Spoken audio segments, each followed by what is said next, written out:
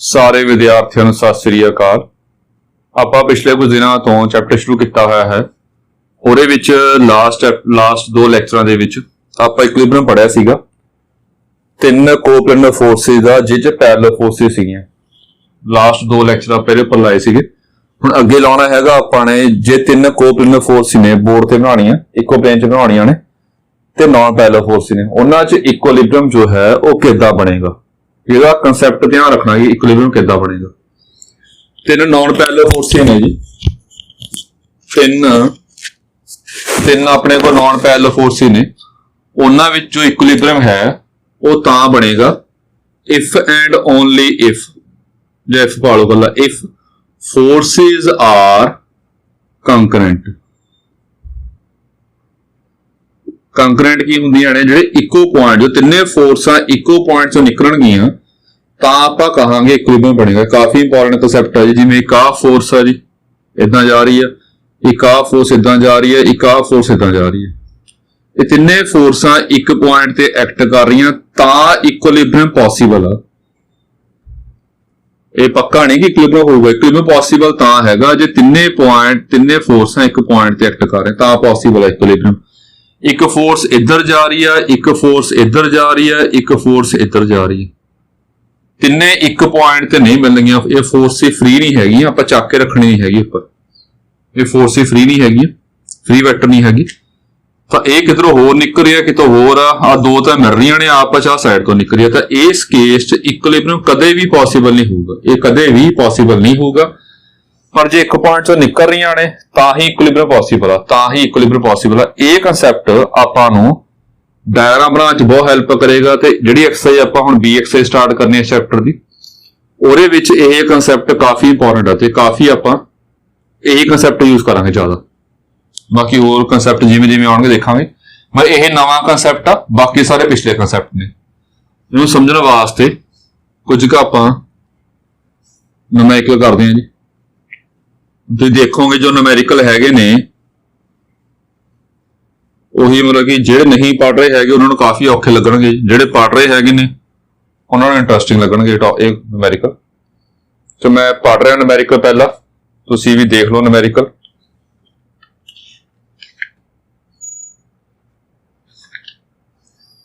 ਪਹਿਲਾਂ simple numerical ਕਰਵਾ ਰਿਹਾ ਹੈਗਾ ਜਿਹਦਾ ਕੰਸੈਪਟ ਕੀ ਆਊਗਾ।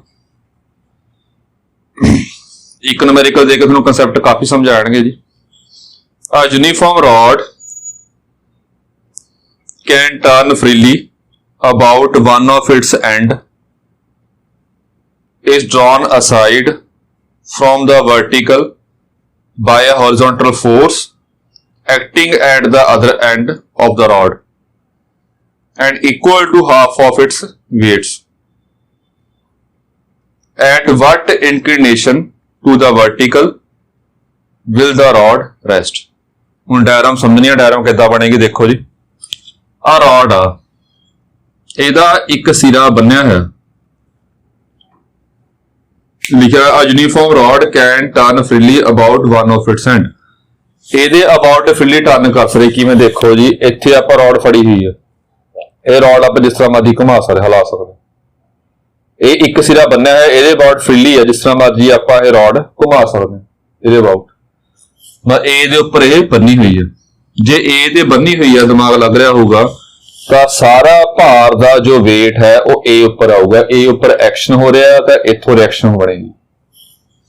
ਤੇ ਕਿਸੇ ਇੱਕ ਪੁਆਇੰਟ ਤੋਂ ਰਿਐਕਸ਼ਨ ਕਿੱਦਾਂ ਬਣਾਉਣੀ ਹੁੰਦੀ ਹੈਗੀ ਹੈ, ਪਿਛਲੇ ਲੈਕਚਰ 'ਚ ਕੀਤਾ ਹੋਇਆ ਸੀ ਆਪਾਂ ਨੇ ਕਿ ਇਹ ਡਾਇਰੈਕਸ਼ਨ ਡਿਪੈਂਡ ਕਰਦੀ ਹੈ ਜੀ ਸਟੇਟਮੈਂਟ ਉੱਪਰ। ਜੇ ਤਾਂ ਦੋ ਬਾਡੀਆਂ ਕੰਟੈਕਟ ਵਿੱਚ ਆ ਰਹੀਆਂ ਨੇ ਫਿਰ ਜੋ ਰਿਐਕਸ਼ਨ ਹੋਊਗੀ ਉਹ ਹਮੇਸ਼ਾ ਸਰਫੇਸ ਦੇ ਨਾਰਮਲ ਹੁੰਦੀ ਹੈ। ਪਰ ਕਿਸੇ ਇੱਕ ਪੁਆਇੰਟ ਤੇ ਜੇ ਜ਼ੋਰ ਪੈ ਰਿਹਾ, ਐਕਸ਼ਨ ਹੋ ਰਿਹਾ, ਉਹਦੀ ਰਿਐਕਸ਼ਨ ਜੋ ਹੈ ਆਪਾਂ ਨਹੀਂ ਦੱਸ ਸਕਦੇ, ਉਹ ਡਾਇਗਰਾਮ ਦੇਖ ਕੇ ਹੀ ਉਹਦੀ ਪੋਜੀਸ਼ਨ ਦੱਸਣੀ ਪਏਗੀ। ਲਾਸਟ ਲੈਕਚਰਾਂ ਵਿੱਚ ਆਪਾਂ ਇਹ ਕੀਤਾ ਸੀਗਾ ਜੀ। ਫਿਰ ਕੀ ਕੀਤਾ ਉਹਨਾਂ ਨੇ, ਇਹਦਾ weight ਹੈਗਾ ਕੁਛ ਚ ਯੂਨੀਫਾਰਮ ਆ ਜੀ, ਇਹਦਾ weight ਸੈਂਟਰ ਤੇ ਐਕਟ ਕਰੇਗਾ। weight ਕਿੰਨਾ ਹੋਊਗਾ ਦਿੱਤਾ ਨਹੀਂ ਹੋਇਆ, ਤਾਂ weight ਆਪਾਂ W ਸਪੋਜ਼ ਕਰ ਲਵਾਂਗੇ ਇਹਦਾ, ਚਲੋ ਬਾਅਦ ਦੀ ਗੱਲ ਆ। ਫਿਰ ਇੱਥੇ ਇੱਕ ਦੂਜੇ ਐਂਡ ਤੇ ਇੱਕ ਹੌਰੀਜ਼ੌਂਟਲ ਫੋਰਸ ਲਾਈ ਆ ਉਹਨਾਂ ਨੇ। ਕਿਵੇਂ ਕੀਤਾ ਕਿ ਆਹ ਰॉड ਫੜੀ ਹੋਈ ਆ, ਇਹਦੇ ਵਾਸਤੇ ਫੋਰਸ ਲਾਵਾਂਗੇ, ਥੋੜੀ ਜਿਹੀ ਅਸਾਈਡ ਹੋ ਜਾਏਗੀ, ਮਤਲਬ ਆਪਣੀ ਸਾਈਡ ਤੋਂ ਪਰਾਂ ਹੋ ਜਾਏਗੀ। जो हॉरिजॉन्टल फोर्स लावांगे इत्थे साइड हो गई ते इत्थे आके रेस्ट ते आ गई, रेस्ट ते खड़ गई, इत्थे खड़ गई मतलब की है इक्विलिब्रियम आ, मतलब ये पोजीशन की आऊगी, ਇਹਦੀ पोजीशन इदां बनेगी, ये फोर्स कितनी है हाफ ऑफ द वेट, ये ए ते बनी हुई आ, इधर बी पॉइंट ते फोर्स लाई आ आपां ने जी, ये थोड़ी टेढ़ी हो गई, हुण एक रेस्ट ते आ गई, इक्विलिब्रियम बन गया, इक्विलिब्रियम बन गया। हुण जे इक्विलिब्रियम बन गया, ये डायग्राम प्रॉपर बनानी है आपां ने लभना की हैगा, दसो रॉड दा जो रेस्ट ते होएगी, रॉड दा वर्टिकल दे नाल आ वर्टिकल होगी जी, वर्टिकल दे नाल कितना इंक्लिनेशन होगा, इंक्लिनेशन हुंदा हैगा एंगल, एंगल पूछया कि रॉड दा वर्टिकल दे नाल कितना एंगल बनेगा, यह आपां नूं उन्हां ने पूछया है, ये एंगल फाइंड करने वास्ते कहा उन्होंने।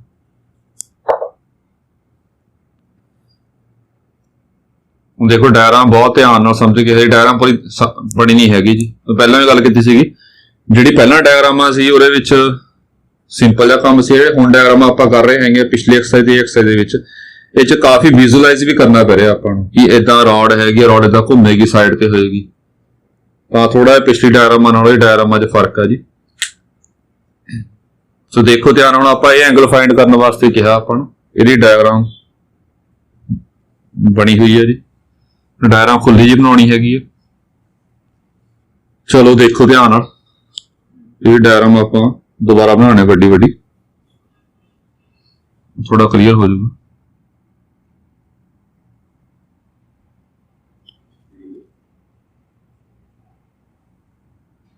ये वर्टिकल है जी, ये एंगल अपना आप थीटा सपोज कर ले। हुण इह कंसैप्ट ध्यान रखियो, जिहड़ा एक कंसैप्ट आपां एक समझ आ गया, मोस्टली कंसैप्ट उही लावांगे आपां इहदे विच। हुण इत्थे जोर पै रिहा, इहदी रिएक्शन नहीं पता किद्दां बनेगी, इधर नूं बनेगी क्योंकि जोर नीचे पै, रिएक्शन नीचे हो रहा, तां रिएक्शन पता नहीं इदां बनूगी, पता नहीं इदां बनूगी। ये किवें डिसाइड करना आपां ने, पहला वेट बना लो, वेट सेंटर ते एक्ट करेगा, ये वर्टिकल होगा वेट, हमेशा वेट सेंटर ते एक्ट करेगा, तो वेट वर्टिकल होगा जी। वेट W सपोज किया आपने, फोर्स की हैगी हाफ ऑफ इट्स वेट। हुण एक तां वेट आ, एक फोर्स आ, एक रिएक्शन होगी, वेट करके एक्शन हो रहा, रिएक्शन, तीन फोर्स आ गई ते बॉडी इक्विलिब्रियम विच आ।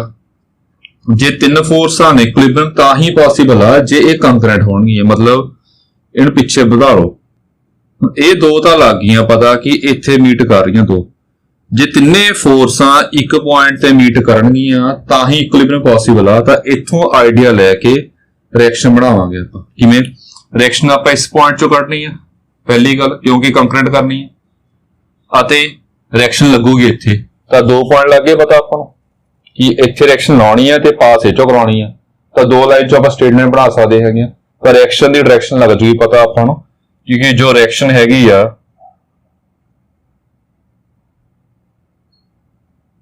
ये इदां बनेगी, रिएक्शन इदां बनेगी जी। ये डॉटेड आपां तां बना रहे कि रिएक्शन जो है लगूगी तो उस तो उपर, पर ये डॉटेड आपां तां बनाइए दसन वास्ते कि आपां प्रोड्यूस कीती है रिएक्शन। आ वेट देखो, वेट लगेगा तो इधर फोर्स इधर लग रही है, डॉटेड आपां तां बनाएगी दसन वास्ते कि प्रोड्यूस कीती है। बाकी थोड़ी मर्जी है, स्ट्रेट लाइन भी बना सकते, डॉटेड की थां ते आपां डार्क लाइन भी बना सकते पूरी। तो ये रिएक्शन की डायरेक्शन जो है वो आप इत्थों सपोज करनी है, रिएक्शन थोड़ी जी सीधी करनी, जो रिएक्शन है उसकी डायरेक्शन जो है वो कंकरेंट फोर्सेस आप डिसाइड करनी है, पहला इंपॉर्टेंट काम है जी। हुण इन्हां विच मोस्टली क्वेश्चनां विच की यूज होगा, एक तो होगी लैमिस थ्योरम यूज होगी, एक लैमिस थ्योरम यूज करांगे आपां, एक यूज करांगे आपां MN principal. MN principal last तो लास्ट लेक्चर से जो टॉपिक स्टूडियो शुरू किया सीगा, 2 लेक्चर पहला उत्थे MN थ्योरम लिखवाई सीगी जो यूज करांगे आपां। तो इहदे विच दो ही कंसैप्ट होणगे, मोस्टली दो कंसैप्ट यूज होणगे, बिकॉज तीन कंकरेंट फोर्सेस होण, इक्विलिब्रियम बनदा होवे तां लैमिस थ्योरम लाणी हुंदी है, पिछे कीता है आपां लैमिस लावांगे मोस्टली, ते MN थ्योरम लगूगी इहदे विच दी। बाकी होर जिवें मूवमेंट का कंसैप्ट वो देखांगे, जे लोड़ पई तां भी लावांगे आपां। मोस्टली तीन फोर्सां होण, ਕੰਕਰੈਂਟ ਹੋਣ, ਇਕੁਇਲਿਬਰੀਅਮ ਹੋਵੇ ਤਾਂ ਉਸ ਕੇਸ 'ਚ ਆਪਾਂ ਲੈਮਿਸ ਥਿਊਰਮ ਲਾਉਂਦੇ ਹੁੰਦੇ ਹਾਂ। ਸੋ ਦੇਖੋ ਧਿਆਨ ਨਾਲ ਫਿਰ ਕੀ ਕਰੀਏ। ਲੈਮਿਸ ਥਿਊਰਮ ਲਾਉਣ ਵਾਸਤੇ ਆਪਾਂ ਨੂੰ ਸਾਰੇ ਐਂਗਲ ਚਾਹੀਦੇ ਹੁੰਦੇ ਆ ਫੋਰਸਾਂ, ਜੇ ਪਤਾ ਹੋਵੇ ਜੀ। ਮੈਂ ਇੱਕ ਐਂਗਲ ਇਹ ਫਾਈ ਸਪੋਜ਼ ਕਰ ਲਿਆ, ਕਿਉਂਕਿ ਜੇ ਇੱਕ ਐਂਗਲ ਸਪੋਜ਼ ਕਰ ਲਵਾਂਗੇ, ਪਿੱਛੇ ਪ੍ਰੋਡਿਊਸ ਕਰ ਲਓ, ਸਾਰੇ ਐਂਗਲ ਨਿਕਲ ਜਾਣਗੇ। ਇਹ ਫਾਈ ਹੋ ਗਿਆ, ਇਹ 90 ਹੈ ਜੀ, ਇਹ ਹੌਰੀਜ਼ੌਂਟਲ ਫੋਰਸ ਹੈ, ਵਰਟੀਕਲ ਵੇਟ ਆ, ਸਾਰਾ ਧਿਆਨ ਰੱਖਣਾ। ਇਹ ਕਿੰਨਾ ਹੋ ਗਿਆ ਐਂਗਲ 180 ਮਾਈਨਸ ਫਾਈ। ਜੇ ਲੈਮਿਸ ਥਿਊਰਮ ਧਿਆਨ ਦੇ ਵਿੱਚ ਹੋਵੇ ਜੀ ਤਾਂ ਮੈਂ ਲਾ ਰਿਹਾ, ਹੁਣ ਯਾਦ ਆ ਜਾਊਗੀ। ਬਾਈ ਲੈਮਿਸ ਥਿਊਰਮ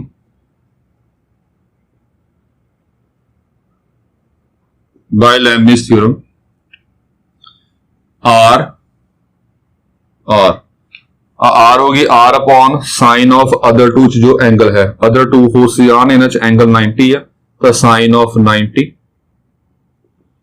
W/2 ਆ ਫੋਰਸ ਆ ਰਿਹਾ, ਤਾਂ ਬਾਕੀ ਦੋ ਫੋਰਸ ਹੈ, ਇੱਕ R ਹੋ ਗਿਆ, ਇੱਕ W। ਇਹਨਾਂ ਚ ਐਂਗਲ ਕਿੰਨਾ 180 minus 5 sin 180 minus 5 W upon ਬਾਕੀ ਦੋ ਫੋਰਸਾਂ ਵਿੱਚ 90 plus 5।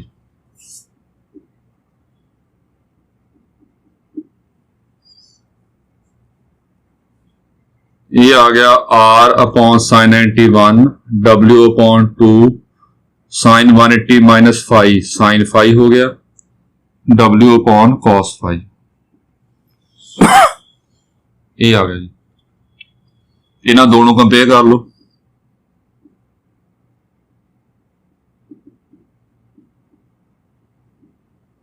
ये कटूगा नहीं, ये कटेगा जी, उधर ले जाओ, tan फाई आ जाऊगा अपने को 1/2। तो ये कटिया क्यों लग जाओ पता जी, ये सॉल्व करके। एक लैमिस ध्यान, एक एम एन ध्यान रखनी है बस जी। जे ना कुछ बनया दोने यूज करके ना कुछ बनया, उस तो फिर आप होर कंसैप्ट देखा, जिवें मूवमेंट वाला कंसैप्ट आ गया, एक्स वाई वाला कंसैप्ट आ गया, वो फिर देखांगे। वैसे मोस्टली ये दो ना आंसर अपना बन जाऊगा। तो देखो जी, चलो ये तो हो गया जी। हुण एंगल थीटा कटना आपां दा, आ फाई दी की लोड़ पई लग जाऊ पता। जे यह एंगल थीटा तो भी एंगल थीटा होगा। हुण ये पुरानी गल है, कोरस्पोंडिंग एंगल ने दो लाइनां पैरेलल होण, एक लाइन कट करे, इक्को पासे एंगल होण, उहनूं कहंदे आपां कोरस्पोंडिंग एंगल। हुण ये दोने कोरस्पोंडिंग एंगल ने। हुण ध्यान दो, इहनूं ए है, इहनूं बी मान लिया, ए सी मान लिया। सी की है गौर नाल देखो। पहली गल लैमिस तो चलानी सौखी है, लैमिस वास्ते एंगल चाहिए होंगे, वो एंगल आपां लभ लांगे, चलो नहीं होंगे मान लांगे। एम एन थ्योरम हुण पहली बारी आ रही है कि किवें लाउणी है, इस करके पहली बार दस रहे ध्यान नाल कि एम एन थ्योरम जो है वो किवें लगूगी, वो समझ लियो ध्यान नाल, क्योंकि यही कंसैप्ट आपां यूज करना काफी। बाकी जिवें जिवें तुसीं कंसैप्ट न्यूमेरिकल घरे ट्राई करोगे अपने आप तुहानूं होर प्रैक्टिस होगी, होर समझ आऊगा जी। एम एन थ्योरम जो है वो इस तरह ट्रायंगल होगा, एक ट्रायंगल होगा जी, एक कोई भी लाइन वर्टेक्स तो निकल के इहनूं कट करे ऑपोजिट साइड में, वर्टेक्स तो निकल के ऑपोजिट साइड में कट करे। ये जरूरी नहीं कि मिड पॉइंट हो, जो मर्जी हो। तो एम एन थ्योरम किवें हैगी आ, ए बी सी आ पॉइंट डी आ, ये एंगल थीटा ले लिया अपने, ये एंगल थीटा लिया, थीटा लैन तो बाद ये रेशो पता होवे आपां नूं एम रेशो एन होवे, तो उस केस अपने कोल जो वैल्यू हैगी आ, जिवें आ थीटा हो गया, ये एंगल पता ने आपां नूं, ये एंगल पता ने, जां उप्परले एंगल पता ने अल्फा बीटा। वैसे आपां ओहदे विच मैं उदां लै लेना, आपां ने ए बी सी लिया सी, आपां ने ए बी सी लिया सी, ते दो पार्ट करे सी एम एन थ्योरम दे विच। एक तां जे उपरले एंगल लैणे सीधा मल्टीप्लाई करना, मतलब m plus n cot theta equal to m cot alpha minus n cot beta. ऐ क्या सी लैणे आपां जिथे जेड़े ट्रायंगल च एंगल लै रहे हां, दूजा ट्रायंगल लेना, ਇਹਦੇ एंगल पहला होणगे। जे अल्फा ले रहे हैं ऊपर वाले एंगल तो सीधा मल्टीप्लाई होगा m cot alpha minus n cot beta. जे नीचे वाले एंगल लै रहे हैं आपां तां क्रॉस मल्टीप्लाई होणगे, मतलब लैना आही एंगल पहला ए जिस च थीटा बनता है उस तो दूजे वाला एंगल लेना पहला आपां n cot A minus m cot B. ये दो तरह सीगे इहदे विच। मेन गल हैगी आ रेशो, रेशो चाहिदी आपां नूं, इहदे विच रेशो चाहिदी। ट्रायंगल इदां नहीं कि सीधा ही बनया होऊगा, जिस तरह मैं जिवें आ ट्रायंगल देखो ध्यान नाल ए बी डी, आ ट्रायंगल एक वर्टेक्स लाइन सामने लाइन नूं कट कर रही है, ये ट्रायंगल इस फॉर्म का मिल गया। तां की होऊगा इहदे विच एक तां आपां नीचे वाला एंगल पता हैगा, एक तां एंगल चाहिदा, एक उपर वाला एंगल दोने पता, ए फाई आ ए 90 है, बस रेशो हैगी अपनी, रेशो पता होवे। जे सी मिड पॉइंट आ तां ये दोने पार्ट आपस इक्वल होणगे। मिड पॉइंट का मतलब की हुंदा हुंदा ये दोने पार्ट आपस इक्वल होणगे। इक्वल मतलब कि 1:1, मतलब इदां कह सकते हैं here C is midpoint of AB, C midpoint of AB है, therefore AC ते CB बराबर होणगे। मिड पॉइंट की हुंदा बराबर होणगे, तो रेशो कितनी आएगी AC अपॉन CB आएगी 1 आ जाएगा, CB इधर लगे 1 हो गया, ये हो गया 1/1। मिड पॉइंट वास्ते 1:1 होती है, मिड पॉइंट वास्ते 1:1 होती है।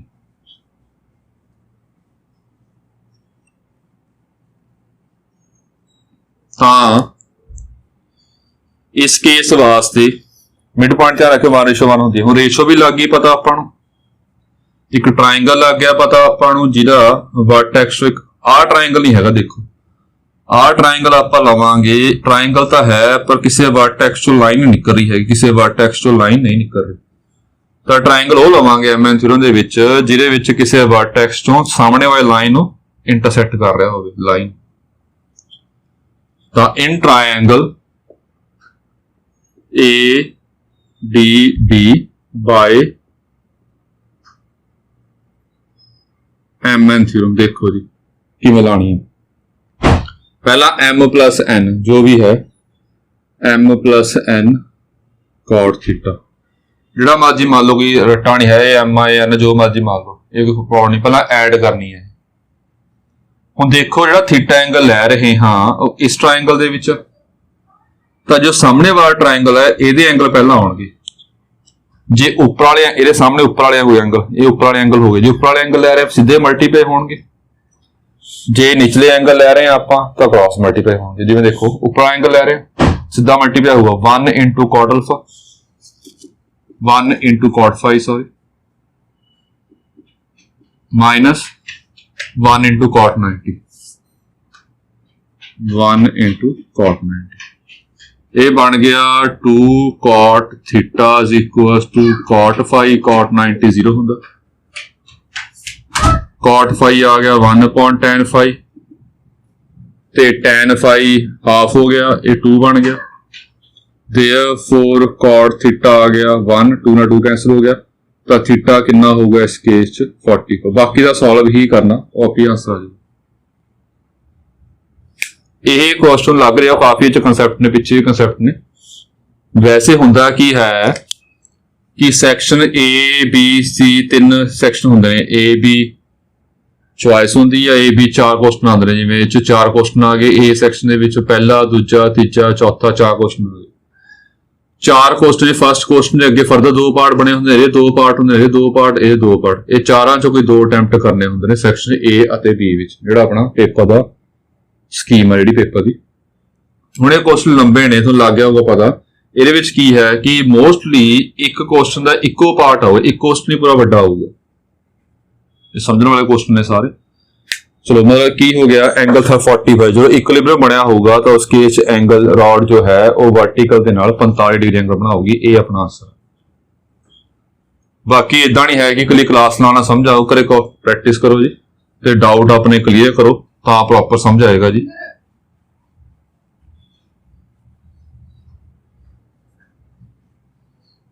एक न्यूमेरिकल होल करना अपन,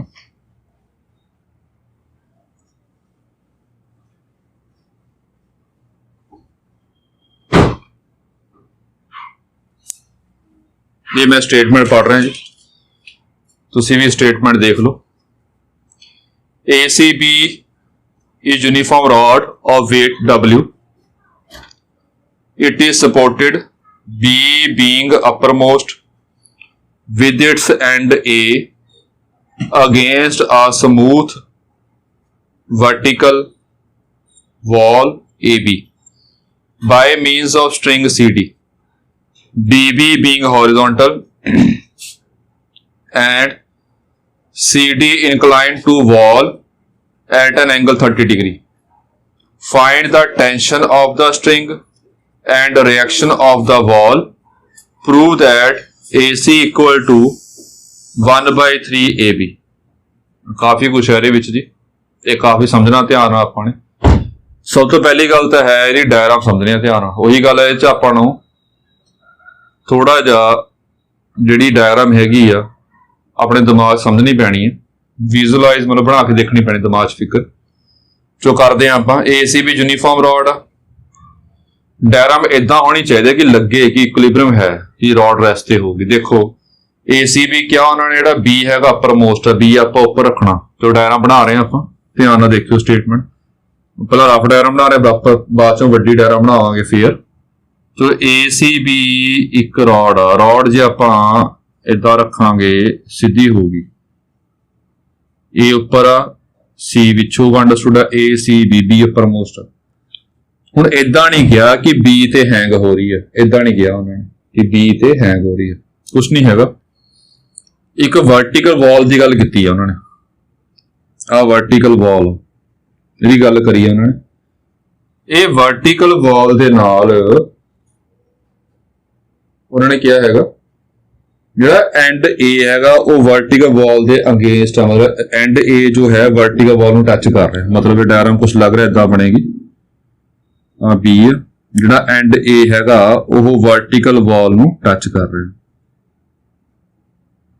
ਇਹ ਲੱਗ ਰਿਹਾ ਕਿ ਡਾਇਗਰਾਮ ਕੁਝ ਇਦਾਂ ਨਹੀਂ ਬਣੇਗੀ। ਕੀਤਾ ਕੀ ਆ ਉਹਨਾਂ ਨੇ, ਫਿਰ ਜਿਹੜਾ ਹੈਗਾ C ਪੁਆਇੰਟ ਤੋਂ, ਜਿਵੇਂ ਆ C ਪੁਆਇੰਟ ਮੰਨਦੇ, ਚਲੋ ਇੱਥੇ ਕਿਤੇ ਮੰਨਦੇ, C ਪੁਆਇੰਟ ਤੋਂ ਇੱਕ ਧਾਗਾ ਬੰਨਿਆ, ਸਟ੍ਰਿੰਗ ਲਈ ਆ। ਸਟ੍ਰਿੰਗ ਕੀ ਆ, CD ਮਤਲਬ ਕਿ ਜਿਹੜਾ D ਪੁਆਇੰਟ ਹੈਗਾ ਉਹ ਵਰਟੀਕਲ ਵਾਲ ਤੇ ਆ, ਤੇ ਜੋ DB ਹੈਗੀ ਆ ਇਹ ਸਿੱਧੀ ਆ, ਇਹ ਹੌਰੀਜ਼ੌਂਟਲ ਆ। ਹੌਰੀਜ਼ੌਂਟਲ ਆ, ਇਹ ਵਰਟੀਕਲ ਮੀਨਸ ਇਹ ਐਂਗਲ 90 ਹੈ ਦਿੱਤਾ ਹੋਇਆ। ਮਤਲਬ C ਪੁਆਇੰਟ ਤੋਂ ਇੱਕ ਸਟ੍ਰਿੰਗ ਬੰਨੀ ਹੋਈ ਆ ਉਹਨਾਂ ਨੇ, ਸਟ੍ਰਿੰਗ ਬੰਨ ਕੇ D ਪੁਆਇੰਟ ਤੇ, ਕਿਸ ਤਰ੍ਹਾਂ ਕਿ B ਤੇ D ਇੱਕੋ ਲਾਈਨ ਚ ਆਉਣ ਹੌਰੀਜ਼ੌਂਟਲ ਲਾਈਨ ਦੇ ਵਿੱਚ। ਇਹ ਹੌਰੀਜ਼ੌਂਟਲ ਆ, ਮਤਲਬ BD ਅਤੇ AD ਜੋ ਐਂਗਲ ਹੈ ਉਹ 90 ਦਿੱਤਾ ਹੋਇਆ। ਚਲੋ ਆਪਾਂ ਦੇਖਣਾ ਕਿ ਚਲੋ ਟੈਂਸ਼ਨ ਹੋਊਗੀ, ਰਿਐਕਸ਼ਨ ਹੋਊਗੀ। ਚਲੋ ਦੇਖਦੇ ਰਿਐਕਸ਼ਨ ਕਿੱਥੇ ਹੋਊਗੀ, ਜ਼ੋਰ ਕਿੱਥੇ ਪੈ ਰਿਹਾ। ਇੱਥੇ ਨਹੀਂ ਬੰਨੀ ਹੋਈ ਰੋਡ, ਰੋਡ ਦਾ ਭਾਰ ਇੱਥੇ ਪੈ ਰਿਹਾ। ਚਲੋ ਦੇਖਦੇ ਆਪਾਂ ਸਮਝਦੇ ਹਾਂ ਕਿਵੇਂ, ਕਿ ਲੱਗਦਾ ਕਿ ਰੋਡ ਇਹਦਾ ਖੜ ਜਾਊਗੀ। ਪਹਿਲਾ ਕੁਐਸਚਨ ਮੇਰੇ ਦਿਮਾਗ 'ਚ ਇਹ ਆ ਕਿ ਇਕੁਇਲਿਬਰੀਅਮ ਬਣਨਾ ਚਾਹੀਦਾ, ਕਿ ਲੱਗਦਾ ਕਿ ਆਪਣਾ ਇਕੁਇਲਿਬਰੀਅਮ ਬਣ ਜਾਊਗਾ ਜੇ ਇਹਦਾ weight ਇੱਥੇ ਹੋਵੇ ਰੋਡ ਦਾ। ਸਮਝਿਓ ਧਿਆਨ ਨਾਲ, ਇਹ ਕਿਵੇਂ ਆ। ਆ ਆਪਣੇ ਕੋਲ ਰੋਡ ਆ, ਮੰਨ ਲਓ ਸਿੱਧੀ ਇਧਰ ਹੌਰੀਜ਼ੌਂਟਲ ਰੋਡ ਰੱਖੀ ਹੋਈ ਹੈ। ਜੇ ਸੈਂਟਰ ਤੋਂ ਫੜੂੰਗਾ ਫਿਰ ਇਹ ਖੜੇਗੀ ਸਿੱਧੀ, ਮਤਲਬ ਜਿੱਥੇ weight ਹੈਗਾ ਉੱਥੋਂ ਫੜੂੰਗਾ ਫਿਰ ਰੋਡ ਦੋਨੇ ਪਾਸੇ ਇੱਕ ਬਰਾਬਰ ਖੜੀ ਹੋਊਗੀ। ਜੇ ਮੈਂ ਥੋੜੀ ਸਾਈਡ ਤੋਂ ਫੜੂੰਗਾ ਇਹ ਗਿਰ ਜਾਣੀ ਹੈ ਨੀਚੇ। ਦੇਖ ਲਓ ਜੀ, ਇਹ ਨੀਚੇ ਕਿਉਂ ਗਿਰ ਰਹੀ ਹੈ, ਇਧਰਲੇ ਪਾਸੇ ਗਿਰ ਰਹੀ ਹੈ। ਦੇਖੋ ਇਹ ਇਧਰਲੇ ਪਾਸੇ ਗਿਰੀ ਹੈ। ਜੇ ਮੈਂ ਇਧਰੋਂ ਫੜਾਂ ਜੀ ਤੇ ਇੱਧਰ ਗਿਰ ਰਹੀ ਹੈ। ਇਹ ਕੀ ਹੋ ਰਿਹਾ, ਇਹ ਗੱਲ ਸਮਝਣੀ ਆਪਾਂ। ਕਿਵੇਂ, ਕੋਈ ਰੋਡ ਆ, ਜੇ ਤੁਸੀਂ ਇੱਥੋਂ ਫੜੋਗੇ, ਇੱਥੋਂ ਫੜੀ ਆਪਾਂ ਨੇ ਬਾਏ ਸਟ੍ਰਿੰਗ ਕਹਿ ਲਓ, ਬਾਏ ਹੈਂਡ ਕਹਿ ਲਓ, ਮੈਂ ਹੱਥ ਨਾਲ ਫੜ ਲਿਆ, ਸਟ੍ਰਿੰਗ ਨਾਲ ਫੜ ਲਓ, ਤਾਂ ਰੋਡ ਸਿੱਧੀ ਨਹੀਂ ਖੜਨੀ, ਇੱਧਰੋਂ ਗਿਰ ਜਾਊਗੀ। ਏਦਾਂ ਕਿਉਂ ਹੋ ਰਿਹਾ, ਬਿਕੋਜ਼ ਜੋ weight ਹੈ ਇਧਰਲੇ ਪਾਸੇ ਆ। weight ਕਹੇਗਾ ਕਿ ਮੈਂ ਨੀਚੇ ਆਵਾਂ, ਜੋ ਨੀਚੇ ਆਊਗਾ ਤਾਂ ਇਹ weight ਜਿਹੜਾ ਹੈਗਾ ਰੋਡ ਨੂੰ ਵੀ ਨੀਚੇ ਲਿਆਊਗਾ। ਜੇ ਇਹ weight ਰੋਡ ਨੂੰ ਨੀਚੇ ਲਿਆਏਗਾ ਤਾਂ ਇਹ weight ਰੋਡ ਨੀਚੇ ਲਿਆ ਕੇ ਸਿੱਧਾ ਕਰ ਦੂਗਾ। ਤਾਂ ਇਧਰੋਂ ਰੋਡ ਨੀਚੇ ਆਏਗੀ। ਜੇ ਆਪਾਂ ਸਟ੍ਰਿੰਗ ਜੋ ਹੈ ਇਧਰ ਬੰਨਾਂਗੇ, weight ਇਧਰਲੇ ਪਾਸੇ ਹੈ, ਫਿਰ ਇਹ ਇਧਰ ਲਿਆਊਗਾ। ਇਦਾਂ ਹੋ ਸਕਦਾ ਜਿੱਥੇ weight ਐਕਟ ਕਰਦਾ, ਜਿੱਥੇ ਦਾ weight ਐਕਟ ਕਰੇਗਾ, ਜੇ ਉੱਥੋਂ ਫੜ ਲਈ ਆਪਾਂ ਫਿਰ ਇਹ ਬੈਲੈਂਸ ਹੋ ਸਕਦੀ ਹੈ। जे उत्थों फड़ लईए फिर ये लगता कि बैलेंस हो रहा। हुण इत्थे देखो जिहड़ी समझण वाली गल हैगी, जे वेट इधरले पासे होगा, रॉड इधर बनी हुई है, तो वेट जो है जिवें इत्थे गल करी सी आपां, जे रॉड इधर बनी हो, यही है थोड़ा विजुअलाइज करना पैना आपां नूं, दिमाग च पिक्चर बनानी पैनी है। वेट नीचे ले आऊगा तो रॉड किद्दां बनेगी, रॉड ना इदां वेट नीचे ले आऊगा, रॉड सीधी होके कंध नाल बचेगी। जो समझ आ रहा है, इत्थे रॉड बनी हुई है, वेट इधरले पासे है, वेट की करूगा, वेट नीचे जाऊगा, रॉड में सीधी कर देगा, सीधा होके रॉड बनी हुई है, जाए कंध ना बचेगी। इक्विलिब्रियम पॉसिबल नहीं होना।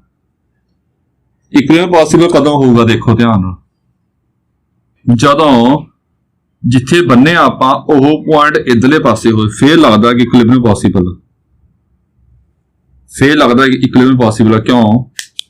वेट इधरले पासे आ, जे वेट इधरले पासे होगा तो वेट रॉड नूं नीचे करने की कोशिश करेगा, जिवें इधर है ना, अब वेट करके रॉड नीचे हो रही है, तो यह वेट जो है रॉड नूं नीचे करने नूं करेगा, जो नीचे करेगा रॉड टेढ़ी होने की कोशिश करेगी, जो रॉड टेढ़ी होने की कोशिश करेगी तो सारा जोर दीवार पे पेगा। रॉड तो दीवार नूं टच कर रही है, जे टच कर टेढ़ी हो नहीं सारी, क्यों?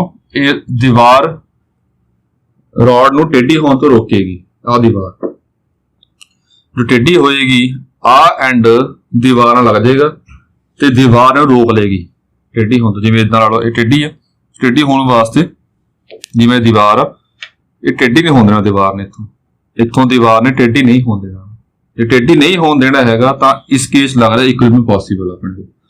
तां हुण लगदा कि रॉड दा जोर दीवार ते पै रहा, क्योंकि वेट करके ये रॉड टेढ़ी होने नूं कह रही है, टेढ़ी हो नहीं सकती क्योंकि दीवार ने रोकी हुई है। तो रॉड का कुछ जोर जिहड़ा हैगा ये दीवार ते पै रहा, तो दीवार ते एक्शन हो रहा, फिर रिएक्शन होगा।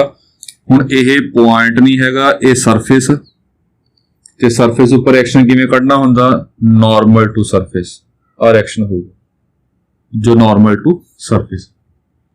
वैसे एक तां गल होगी, दूजी गल देखो ध्यान नाल, उन्होंने कहा जी AC इक्वल टू 1/3 AB आपां ने प्रूव करना। ਇਹਦਾ मीनिंग की बनया? ਇਹਦਾ मीनिंग यह हो गया अपने कोल कि जो AC हैगी आ सॉरी हाँ AC जो AC हैगी आ अध तो पिछे आ 1/3 आ, तो C पॉइंट पिछे होगा। इत्थों भी आप आइडिया ला सकते हैं। तो हुण इक्विलिब्रियम पॉसिबल कदों होगा? आ टेंशन कदों होगी? खिच पै रही है, नीचे खिच पै रही टेंशन, उल्टे पासे फोर्स होंदी है, पहला पढ़ चुके हैं। टेंशन, रिएक्शन ते वेट तिन्ने जे एक पॉइंट ते एक्ट करनगे तां इक्विलिब्रियम पॉसिबल है। इदां फिर आपां एक पॉइंट ते एक्ट करा के फिर इक्विलिब्रियम पॉसिबल करांगे। इत्थों आपां टेंशन रिएक्शन कड्डांगे ते AC equal to 1/3 AB show करांगे। तो शो किवें करना तो बाद दी गल है, शो करांगे आपां। बाकी आह ध्यान नाल देख लो।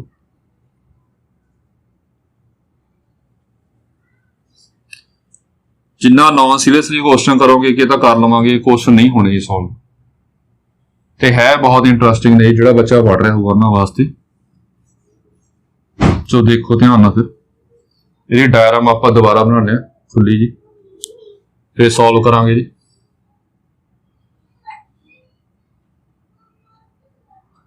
आ वर्टिकल वॉल, आह रॉड है जी, आ BD हॉरिजॉन्टल, आ मिड पॉइंट इत्थे वेट एक्ट करदा, ये रिएक्शन आऊगी।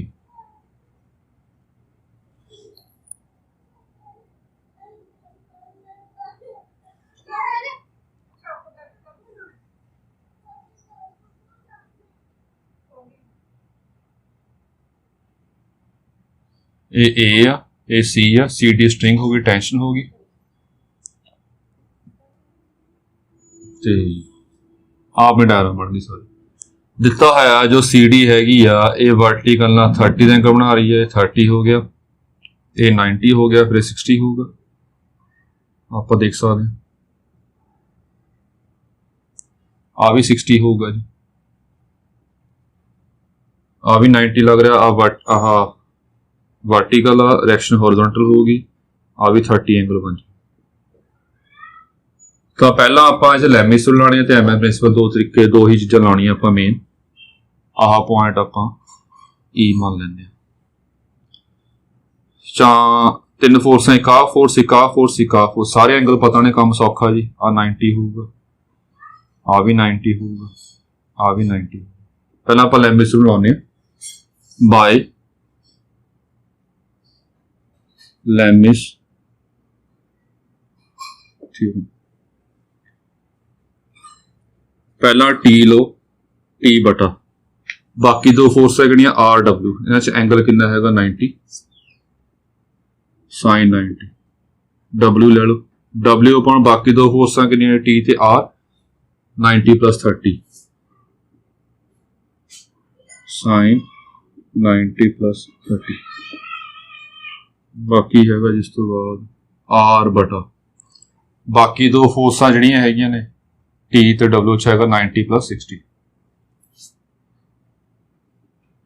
ਸਾਈਨ 90 plus 60 ਇਹ ਆ ਗਿਆ T upon 1 W upon cos 30 root 3 by 2 ਤੇ R upon sin 60 cos 60 half ਆ ਦੋ ਕੰਪੇਅਰ ਕਰ ਲਓ ਟੈਂਸ਼ਨ ਨਿਕਲ ਜਾਏਗੀ ਟੈਂਸ਼ਨ ਆ ਗਿਆ 2 by root 3 W ਆਹ ਦੋ ਕੰਪੇਅਰ ਕਰ ਲਓ R ਆ ਜਾਏਗਾ ਤੁਹਾਡਾ W by root 3 tension the reaction ਕੱਢਣੀ ਸੀ ਕਿਉਂਕਿ weight ਆਪਾਂ ਨੂੰ ਦਿੱਤਾ ਹੋਇਆ ਹੈਗਾ ਰੋਡ ਦਾ weight W ਇਹ ਪਹਿਲਾ ਪਾਰਟ ਹੋ ਗਿਆ ਜੀ ਹੁਣ ਸੈਕਿੰਡ ਪਾਰਟ ਦੇਖੋ ਆਪਾਂ AC equals to 1/3 of AB show ਕਰਨਾ ਇਹ ਹੁਣ ਜਿਸ ਤਰ੍ਹਾਂ ਮਰਜ਼ੀ ਕਰ ਸਕਦੇ ਹਾਂ ਆਪਾਂ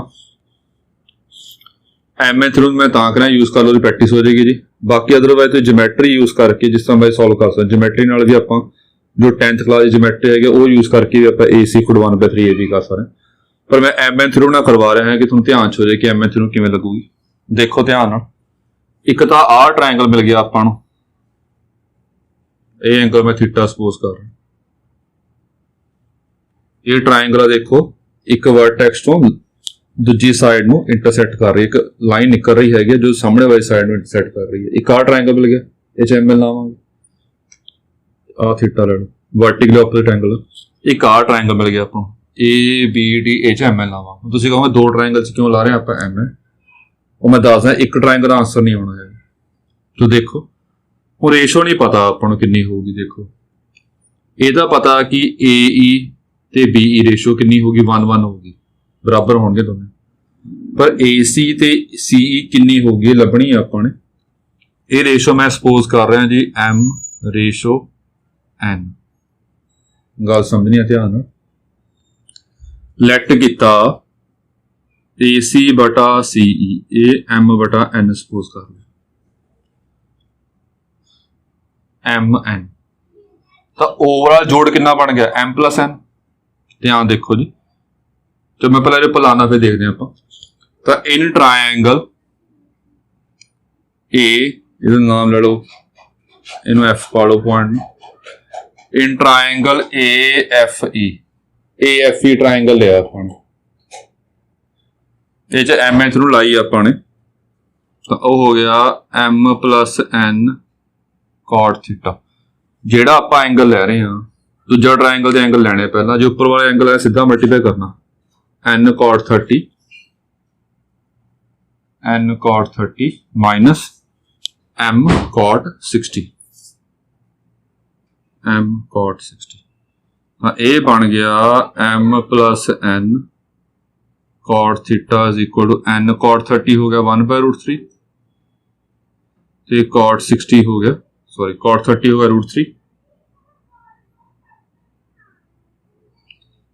ਤੇ cot 60 ਹੋ ਗਿਆ 1/√3 तो जो भी आ गया ये आ गया अपना आंसर हुण देखो ਇਹਦਾ एलसीएम भी लाई लो ये आ जाएगा 3n - m/√3 नंबर 1 पा के रख लो ਹੁਣ ਇਹ ਚੋਂ ਨਿਕਲ ਨਹੀਂ ਰਿਹਾ ਕੁਝ ਵੀ ਆਪਾਂ m ਰੇਸ਼ੋ n ਲੱਭਣੀਆਂ ਕਿਉਂ ਲੱਭਣੀਆਂ ਅੱਗੇ ਲੱਗ ਜਾਊਗਾ ਪਤਾ ਤਾਂ ਫਿਰ ਇੱਕ ਟ੍ਰਾਇੰਗਲ ਹੋਰ ਲਾ ਰਹੇ ਆਪਾਂ ਐਮ ਥਿਓਰਮ ਆ ਪੂਰਾ ਜੋੜ ਕਿੰਨਾ ਹੋਊਗਾ ਇਹ m रेशो आ ये n आ ओवरऑल कहांगे ये m plus n हो गया हिस्सा ये m plus n हो गया ए हिस्सा ते ए हिस्सा बराबर होगा बिकॉज ई मिड पॉइंट आ, तो आ हिस्सा कितना होगा, ए भी पक्का m प्लस n होगा। ये दोनों हिस्से बराबर होंगे ना, चाहे 1:1 कह लो, दोनों बराबर होंगे हिस्से। ए हिस्सा आप जे ए m लिया, ए n लिया, तो इदा कह लो कि m प्लस n हो गया, तो ए भी पक्का m प्लस n होगा because E mid point, because E is mid point. तां देखो ध्यान, देयरफॉर AC बटा CB, ये कितना हो गया, AC बटा CB, AC बटा CB चाहिए रेशो, क्योंकि आप ये भलानी है मैं सिर्फ आ लाइन कट कर रही है, जे आ लाइन कट करे तो आह बटा आ रेशो चाहिए, कितनी होगी, ये M n ये आ, m प्लस n ये आ, तो ओवरऑल कितना हो गया m प्लस 2n, n ये आ जी, m प्लस ये आ, ये m प्लस 2n हो गया, तो ये बन गया अपने को m बटा m प्लस 2n, ये बन गया। therefore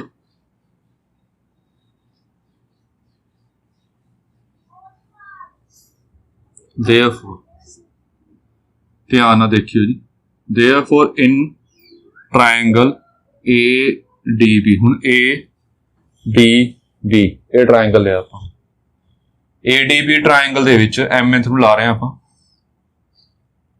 रेशो किहड़ी आ, दिस प्लस दिस, ओवरऑल ये कितनी है m plus m plus 2n, देखो ठीक है जी, आ रेशो m आ ते आ सारी ओवरऑल कितनी है m प्लस 2n, रेशो बन गई।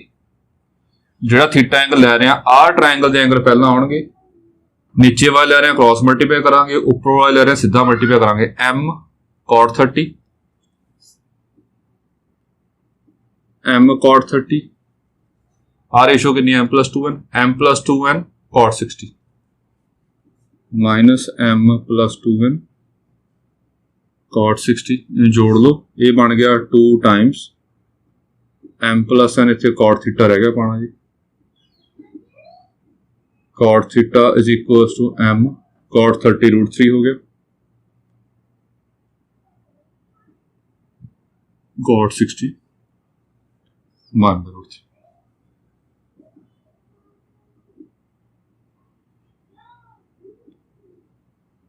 ये आ गया 2 m plus n cot 30 is equal to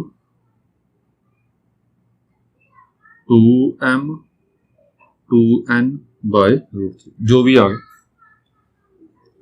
हुण इन्हां दोनों नूं आपां डिवाइड कर देना, इथों m ते n च रिलेशन बन जाएगी, ये दोनों डिवाइड कर दो, डिवाइड 2/1, 2 ऊपर रख लिया 1 नीचे रख लिया,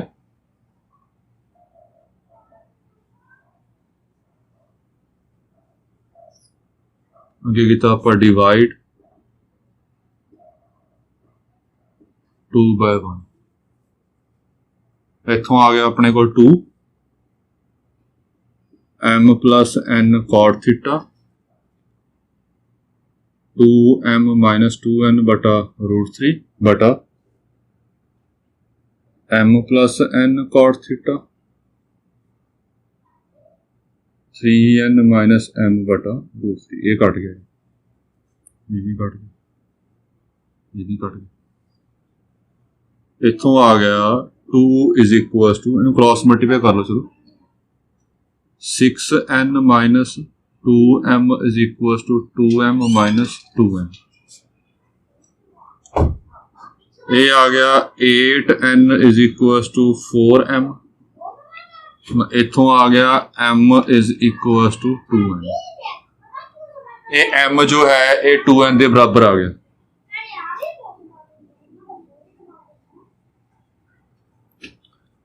m की मन्ने आपने AC, देयरफॉर AC है, ये आ गया 2 टाइम्स CE, देखी जाओ n मन्ने सी आप CE, तो AC जो है ये 2 टाइम्स CE आ गया, देयरफॉर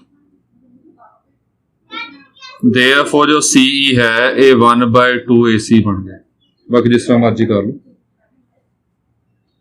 हुण देखो जी, ये आप रिलेशन बना लिया, हुण AB किहदे बराबर आ 2 टाइम्स AE, जो सारी ए बी है ये 2 टाइम्स ए ई आ क्योंकि ई मिड पॉइंट आ ए ई ਅਤੇ ए बी बराबर होणगे ਤਾਂ 2 टाइम्स ए ई कह सकते हैं ਆਪਾਂ ए ई किहदे बराबर आ जी ये होगा ए सी प्लस सी ई गौर ਨਾਲ देखो ए सी प्लस सी ई करांगे तो ए ई बन जाए चलो सी ई किहदे बराबर अपने को हाफ ऑफ ए सी ये भी देख लो